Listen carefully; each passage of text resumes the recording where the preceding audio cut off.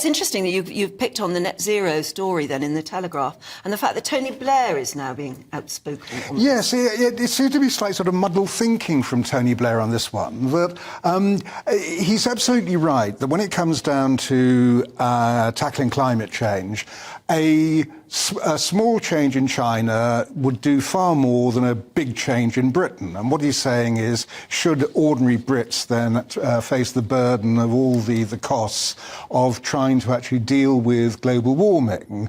I mean, the problem here is whether you believe in getting to the 2050 zero emissions target or not. And if you do, everybody has to play their part.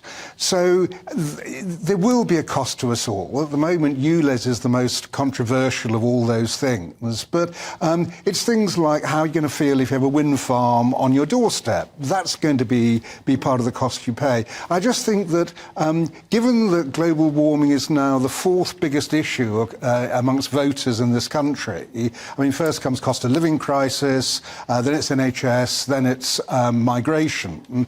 If they really care about it, we're going to have to get to the idea we are going to have to pay for it and suffer a little bit of disruption because of it. But Tony Blair is saying what Brian is saying, this one who's been in touch. Morning to you, Brian. He says we've produced less carbon since the Industrial Revolution than China has in the last 10 years.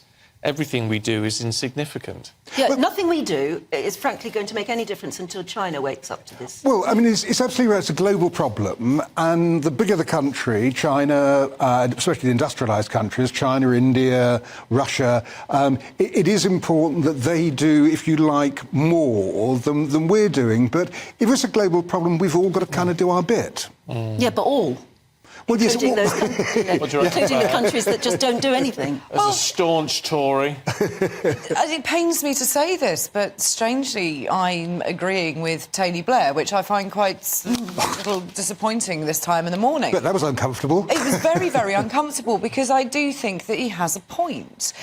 That whatever we do in the United Kingdom, however fast we try and push it, if other countries in the developing world and places like China aren't doing their piece, then it's all for nothing. And why is it that all of these costs then come back down to the British taxpayer? And it's not just, oh, you put in a new heat pump, which is, you know, extortionate as it is, but there's no planning for any infrastructure. So if you're going to say, to make a difference, you need to have electric cars. OK, well, where's the infrastructure for charging? Well, it's not there, but we're going to charge you anyway, because we need other people to come on board. And you sort of think they're so confused in what they actually want to achieve at the moment, but they want us to pay for it anyway, that I think it's all backwards thinking. And for once, I think that Blair has a really, really good point, that until these other countries come on board, then whatever we do is futile.